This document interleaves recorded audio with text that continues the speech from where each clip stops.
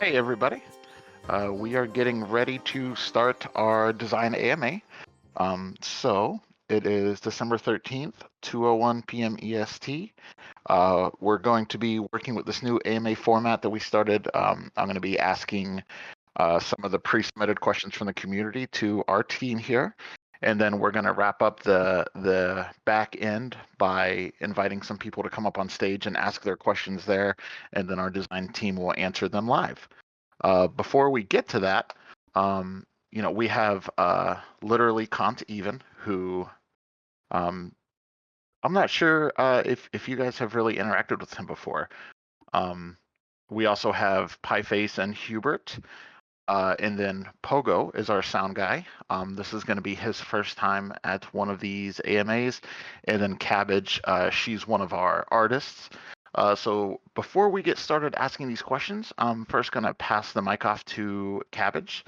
And she is going to just kind of quickly introduce herself and what she's doing.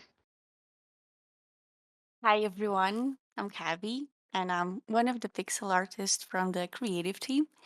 I designed parts of the interface, such as Quest Window, and I've also worked on NPCs, and I also gave the card design a new upgrade.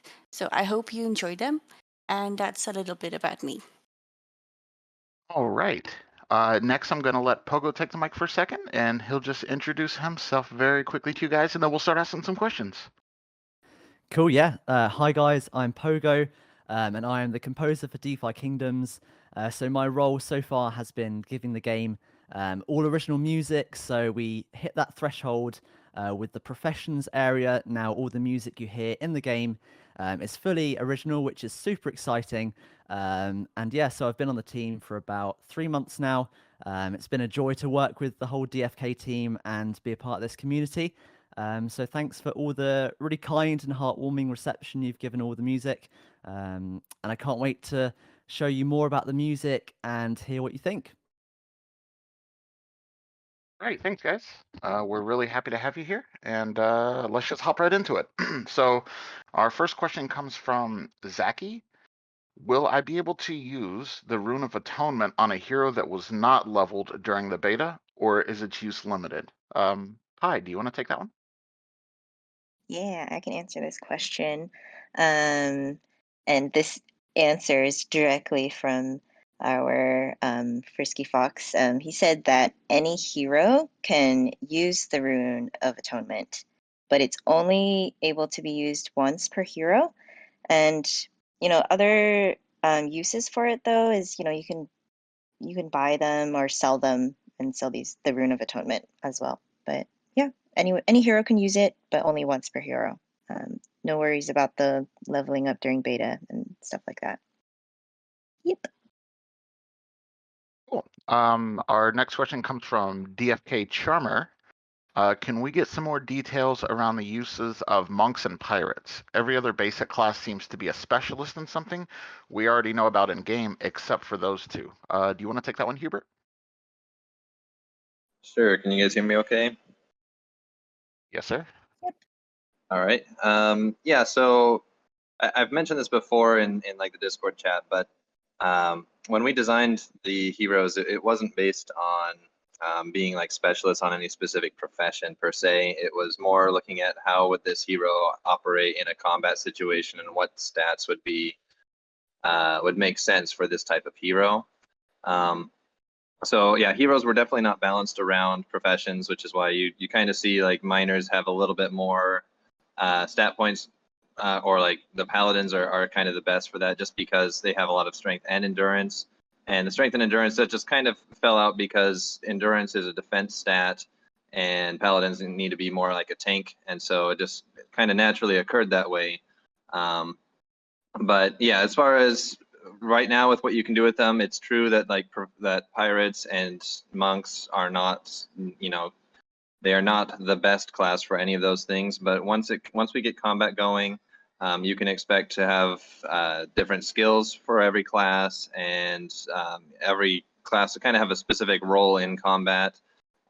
So I mean, while it seems unbalanced now, once things get more released, I think it'll be, it'll all kind of work out together. You'll be able to see where the uses are for those different classes. Cool. That's going to be exciting. Yeah, I'm a huge fan of all the work that Hubert's done, designing all the mechanics of the game. And he and I had a pretty long conversation the other day where he was really explaining to me how one step is built upon another, built on top of another. So long term, everything's going to make sense so that we're not needing to adjust a lot of stuff as more content for the game releases. He's planning very far in advance, and it's very interesting. So thanks, Hubert. I guess from me personally. Our next question comes from we'll say Rim NFT. How are the different realms like Crystal Vale and Serendale connected? Is it one big world, or are they different worlds? You want to take that one, Pi? Yeah, so they are the same world, but they have different regions and like continents in which they're all a part of. And for example, we have the Serendale, and then we have, you know, a big body of water, and the way we have our docks. And it, you know, you get on this boat, and then you will travel to somewhere else, and you're still in that same world, and then you'll end up, by traveling on the boat, end up in Crystal Vale. And so that's kind of the, you know, a tiny little detail in the lore. And, you know, closer and closer to the Crystal Vale launch, we'll definitely bring in more details on that, and as we get closer to that expansion. So yeah, it's going to be pretty awesome. Next question. Comp, this is going to be right up your alley. This is from Aracio on Discord. I hope I pronounced that correctly. There should be an official video series or in-game tutorial that guides new users through the basics of the in-game economy, quest heroes, professions, etc. Crypto enthusiasts will read the docs and the white papers, but average gamers won't. Yeah, that is right up my alley, actually. So, a lot of you probably know our first version of our tutorials are live now. As of now, they're just hosted on the website. So, a lot of you probably don't see it because when you go into your web browser, your MetaMask is already in there and you just like log right in. But if you go to the homepage, there's a tutorial link. And then again, if you don't have MetaMask, there's a tutorial link. So we're exploring some ways because part of what the tutorial does is walks you through various in-game locations. So we're exploring ways to make that a little bit more visible. You can also get to it from the in-game menu, but it's buried pretty deep. But what we want to do long term is to actually integrate that into the game, like you're saying, so that when a player comes into the game for the first time, they get that walkthrough so they can understand what everything does and where they should go to look for various features. So that is coming. We're working on it. As far as the video, I'm going to defer that to a little bit later because I think as I'm reading through, there's another question about that. So we'll go into a little more depth on that here in a bit. But appreciate the feedback so far on the Nolan tutorials, and definitely looking forward to having those integrated directly into the game. Yeah, those when I saw the Nolan tutorial, it looks really great. I can't wait for it to be implemented in the game. And that's something that I'm personally excited about, is being able to provide a little bit of education for our players and kind of lower that barrier to entry. This next question comes from Stray Panda. Do you plan to update the graphics of the maps in the future? The profession map, meditation circle, etc. You want to take that one, Pi? Yeah, so yeah, we have our dedicated map artist. As I think we have introduced Cinnamon Bun to the community, and he's been doing an awesome job working on updating the map and some things. And so specifically about profession quests, right now we have all of our professions in one area in the map, but we definitely do have planned for like fishing, for example. You know, as we look at the world map in all its glory, we can see there's tiny little bodies of water and little lakes or little ponds. So we have it planned so when you click on those ones that, you know, are maybe a little sparkly or maybe looks like it's clickable, you can click on that and then enter, then and zoom into it and enter it, and then start your fishing quest right there. And then for example, for mining, you would click on like a mountain or like a cave, and then you can start your mining quest over there. So that's definitely something we've always wanted to have going, and we have work planned out for that. And the meditation circle, though, I love how it looks right now, and it's the place for players to go to level up. Definitely, what we have planned for that is to, update our UI and make the leveling up a little bit cooler and more flashier. But in terms of the map, and how the meditation circle looks on that, I'm liking how it looks. It's all sparkly. I've gotten some questions about if we're going to implement like 3D graphics as well. And at this time, I don't want to speak too heavily or anything set in stone for the art department, but I think we're committed to the the classic pixelated look of the game. It's something we're all huge fans of and that we really like. So bonus question, I guess. Next question comes from JF Albert. Do you plan to create guides from the official YouTube channel? Guides to select and buy heroes, how to do quests, different things like that. Pogo, do you wanna take that one? Yeah, can do. Yeah, sure. So I know that Risen, our very own social media manager, marketer, is working hard to get all the pieces in place to deliver the content through our YouTube channel. So guides and gameplay videos, all of them are a really big part of the vision. So yeah, they're definitely in plan, and you may even see some familiar faces featured heavily in this content. So we understand people are looking for some official resources in that way. The community have done a great job in filling that gap for now, and there are some amazing resources made by people from the community. But yeah, for sure, we definitely have some official content planned in that vein. There's a couple questions that are kind of dancing around and asking the same thing, so I'm just going to blend these. It would be really cool from a lore perspective to get a brief description on each class, or maybe in the future their own emblem or something like that. Or could you give us any insights on what each main class is? Like wizards do magic, warriors fight, but what do the other classes do? What are their special skills? What is their background? What do you think, Kant? You want to take that one? Yeah, sure. There's more to come on this, so I can tell you, we're doing some work. We already have some things written up, as far as each class and sort of some more lore-based stuff.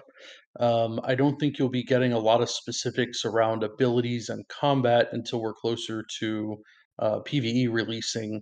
But we have some plans to get some of that lore stuff into the game in a few different ways. We talked about lore quests before, but also the specific suggestion there in one of the questions about having class descriptions. I think that's something that you can look forward to probably sooner rather than later. So yeah, we're hard at work on that. We already have a lot done, and you're going to be seeing the fruits of that labor coming pretty soon. Leo fits. Are there any plans for an in-game auction house where we can buy or sell in-game items at a price set by the players, kind of similar to the Tavern for Heroes? Currently, item trading is only possible through the decks and dependent on liquidity providers, so it suffers from low liquidity and high price impact for trading rare items. You want to take that one, Pi? Yeah. So yeah, we're definitely aware of, doing the trading through the decks and how the effects of that. But we do have a plan for a new NPC to be added to the tavern. And this NPC, when you click on them, that's where you can look at what items are for sale that players have listed.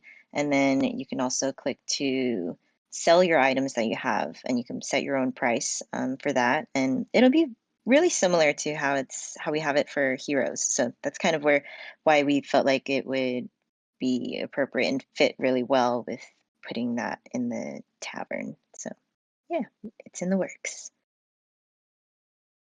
Awesome.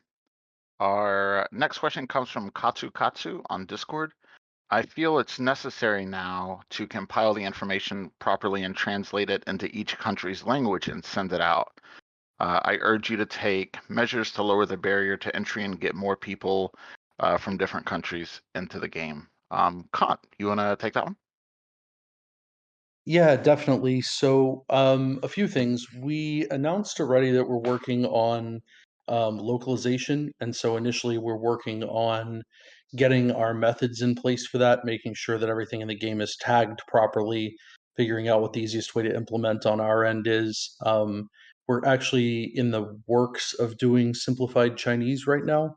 So I don't have a timeline for you. I wish I had, an exact date, but we are looking at in-game localization. That's going to help a lot. But I think also the question pertains to some of the out-of-game documentation. Um, we're in the early stages of looking at solutions on where we can aggregate that kind of information. So if you look right now, our website is just in English, and a lot of the documents that I think you're referring to, they're stored here in Discord. And so we're not going to be able to create like duplicate Discord channels for every single language when it comes to like documents and in-game help and those kinds of things. But we think there are some solutions where we can point you to one URL where you can see potentially translations of AMAs like this, translations of announcements, potentially even some of the documentation about in-game mechanics. And so that's on the radar. That's something that we really want to do. We have some really dedicated communities around the world that we think we can serve by helping with translation. And one place that we want to start is some of the people that are already collaborating with us, our bards, our knights. We have a lot of great multilingual folks on the team and as collaborators that we think can help us out with some of that initial work. So that is on the horizon. We are paying attention and we want to do everything we can to lower the barrier to entry for you guys. Awesome. I have one more question that's kind of a comment. I think it's going to be right up Pogo's alley, and then we're going to start inviting you guys up to stage to ask some live questions to our design team. So this guy, Kenny on Twitter, said, I had a Fiverr guitar player redo the main theme song with a metal focus and harmonized shredding. Thought it would be interesting to share. Pogo, I mean, you looked at that and you kind of approve it. What do you think? Yeah, definitely. So I can't remember who sent it into our chat, the team chat, but all of us checked out this video, the metal version of the overworld map theme, and it really is incredible. I can speak for myself and definitely for the team that we're always so flattered to see fan art of the game and also covers of the music. It's really wholesome to see how people appreciate these different design elements and add their own spin onto things. So if you haven't checked it out, make sure you do check it out. I believe someone's going to share it on the Discord and maybe other methods as well. But we love seeing this sort of community team interaction. So please do keep it coming because it makes us feel super warm and fuzzy, and you guys create some really awesome stuff. So keep it up for sure. Awesome. Let's start inviting some people up on stage. If you do want to have a chance, just raise your hand. First person I'm going to bring up here is Mr. Zipper. Mr. Zipper, I've invited you to speak. All right, can you hear me? Yes, sir. All right, great. I have two quick questions. The first one I think actually is for Xeno/Pieface because I did notice that Pieface is now in green on our Discord server, and I was wondering if you wanted to say a word about maybe what that entailed. And the other one goes to Hubert. I know that Kant said a few moments ago that we weren't really saying anything about what combat abilities are going to look like, but I wondered, Hubert, if you wanted to possibly just weigh in a little bit. This is one of the places where I think we know probably the least about how our characters are going to work in the future. There was a teaser back in September that Sinstar had posted that had, skills on a rogue like Sandstorm and Rage and Counter and Evade. So can you say a little bit, is that still kind of the plan for how combat abilities and skills are going to work? Are they all class-based skills? Are there, 15 different class-based skills or 60 or, however many per class? And, can you just say a little bit about maybe the direction that that's headed? Thanks so much. Yeah, so right now, I'm not sure exactly the answer to that question. Isla, she's been making some changes in the Discord. We're trying to highlight and change a couple things. So we're just still in that kind of metamorphosis stage. So don't take anything to heart as far as those top level executive roles, because I think she's still kind of working on that. Sorry, that's not a super clear answer. I don't know if you had anything you wanted to add to that, Pi. Tango's in here. I just wanted to hop in so Pi doesn't have to feel awkward talking about herself, but just wanted to say that, you know, as we are growing and bringing on new people and trying to make sure that we are continuing to provide the best experience on Serendale, but also expanding out, you know, for a larger player base on Avalanche and for the future, you know, we're growing and we're expanding. And I think Sinstar would love to hop on if he was here and share some of that with us. But yeah, I mean, we're looking at giving our team members new and better opportunities. So we're really excited to have Pieface kind of in a leadership role now and taking on some of that responsibility around the design and forward thinking towards our Avalanche expansion. While Sinstar and others will continue to work on the things that they've already been working on. So congratulations to Pi and some of the things that she'll be doing there. And, you know, everybody on our team has taken on, you know, more responsibilities and bigger things, and we're just continuing to grow. But that is the number one thing, and Pi, if you want to clarify anything I said, but that's the number one thing that we have is we're recognizing a need for leadership as we expand onto some of these chains so that we don't have to have people like Sinstar and other existing leaders splitting their time and attention between different sides of our project.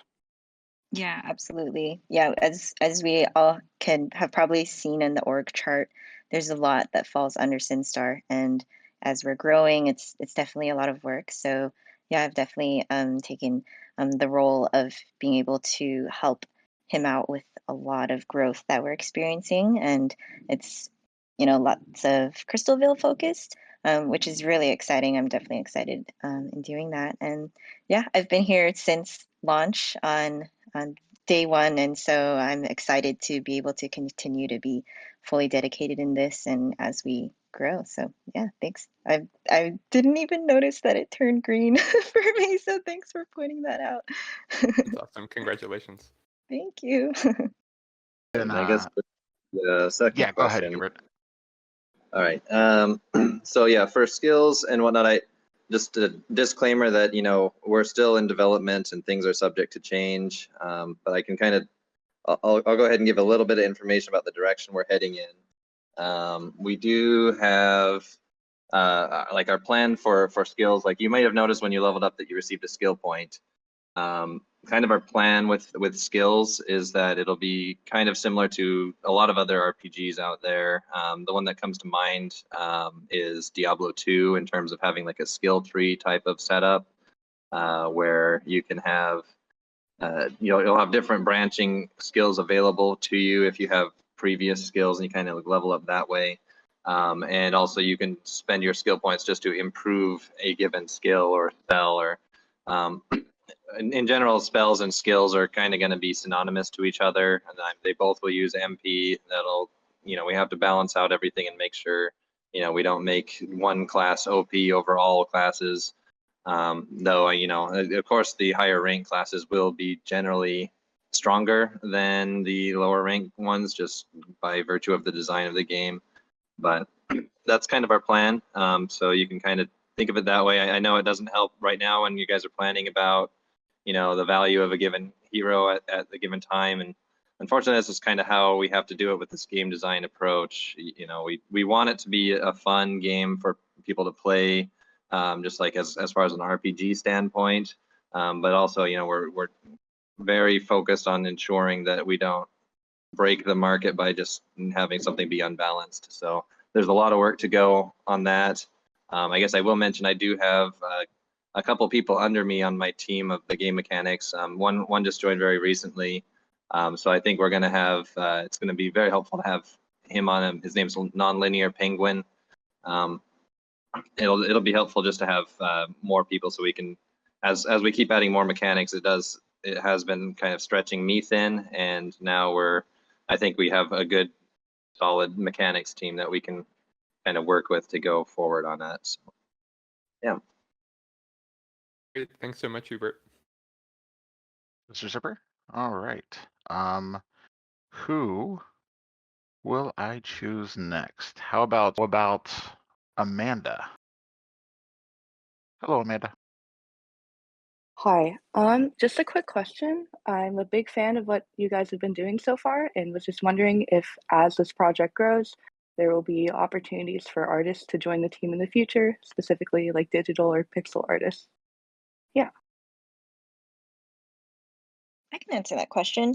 Yeah, so I've been lately on the search for pixel artists, and it's because we're growing so much, and expansion requires more art, and requires new interiors, new heroes, new items, and all of these things. It's really exciting, and yeah, we're definitely open for like looking for people and things like that, and we're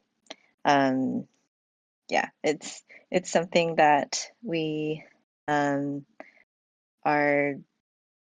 as we grow. And wait, I said all that stuff already, but anyways, just so not to be redundant, just DM us, talk to us, and we're happy to see your work and just see how we can get involved somehow. But yeah, we're open to talking to everybody who is interested in pixel art and design, and it's because we're growing so much and we need lots of help. So yeah, is there anyone else wants to weigh in on that? Or Thank you for that.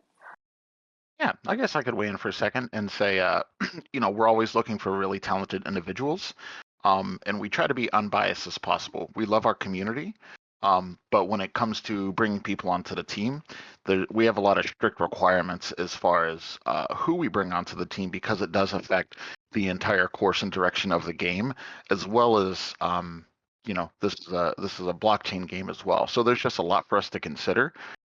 So being a part of our community, or being someone who's completely never even heard of DeFi Kingdom, isn't going to hold a lot of weight one way or the other. What we're looking for, like professional folks with high levels of talent, and who can meet these certain requirements that we're looking for. So we don't want to play favorites. We just want to make it the most unbiased decision as possible as far as quality of content created for our different departments as we look at expanding our team. Awesome. Well, thank you so much. Thank you, Amanda. All right, let's try. It looks like Excel the DJ raised their hand again, so we'll try that one more time. Hello, guys. Can you hear me? Yes, we can hear you. Oh, wow. I'm so sorry. So, quick question. This is more of a newbie question. I'm really new to this, but I've been stocking up on characters that are based off of the quests, that were available, the fishing and the foraging. And now that the mining is soon to be coming and the gardening is soon to be coming, I guess my point is, as a newer player, if I have like stacked players, I mean, I might have 3 archer fishers, is it still okay to hold on to these in the future as the game expands? They're going to be able to be used, or is it kind of like, as we progress, these are going to become less important to me? I would say, your archer is still going to be an archer. He's still going to have stats that are going to grow. Like the stat growth of an archer is kind of in a specific direction. So, if you are focusing on only profession-related stats the whole time, you may be making it so that the archer is not quite as good at combat as others. For example, I think intelligence is not a very high stat growth for the archer, if I recall correctly off the top of my head. And in general, the stat growth does kind of reflect the stats that are going to be the main modifiers for like damage from abilities and whatnot. So that is something to, I guess, consider. But if you do focus on the profession instead, you will generally be better at those professions. So It is kind of a balancing act, and there's never, I think, going to be one perfect hero for everything. And that was kind of by design to have a lot of different variability and use cases for everything. But I will say I don't think that just because it's a fisher and you've been focusing on it that you won't be able to use it for combat. So it just might not be the best. So I appreciate that. Thank you very much. All right, and we have time for one more question, and then we're going to wrap this up. We're a little bit over time already. How about Raph, R-A-P-H? Hey guys, can you hear me? Yes, sir, we can hear you. All right, well, I guess kind of two things. First, a comment. Really love the idea of quests being accessible via the map. Really interesting new idea, and I look forward to that, and sounds like a lot of fun. Second question, and I guess to expand off a little bit of the last question for Hubert, one thing that I really like about RPGs is the concept of having a party or a group of different heroes. And this might be a bit of an overreach or an early ask, but can you elaborate or expand on, are there plans for quests to incorporate a group of heroes going out to solve whatever the problem of that quest is thematically? And will you use like the combination of stats across all of those different heroes to try to determine if you're successful or not? Thanks. Yeah, I could say that's definitely something that's in the plan. We not only, I mean, combat is kind of designed to have a 3-hero party, and then also, yeah, we do have a lot of plans down the road for other types of quests that don't require combat, but you may only be successful with certain combinations of heroes.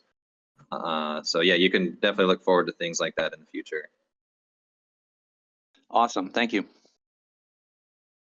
All right, guys. I'm going to pass it over to Kant very quickly. He just wants to kind of outline a couple different things for the design department. Oh wow, that feels like a lot of pressure. I was just going to kind of mention we came out with our revamped timeline, which is really it's just a visual look at the timeline that we've been working on. But it's up on the docs site now. I've seen some people talking about it. It's really beautiful. Dragon Tea helped us with creating that, so shout out Dragon Tea. Um, but yeah, within the creative department, we're working on a whole variety of things. We have everything from folks working on enemy design for PvE, sound design for that, music tracks, NPC design, world map, zones. So a ton of great stuff happening, and it touches a lot of the different points on the roadmap. I think I may have stolen some of Pi's thunder, but Pi, if you have anything that you want to add to that, I'm just really excited by all the work that we're doing in the creative department, and I'm excited for you guys to see it. Yeah, I'm happy to add a little bit to that because yeah, that roadmap is that Dragon Tea made was such a good visual representation of what we have going on right now. And yeah, we have our pets that we have planned out.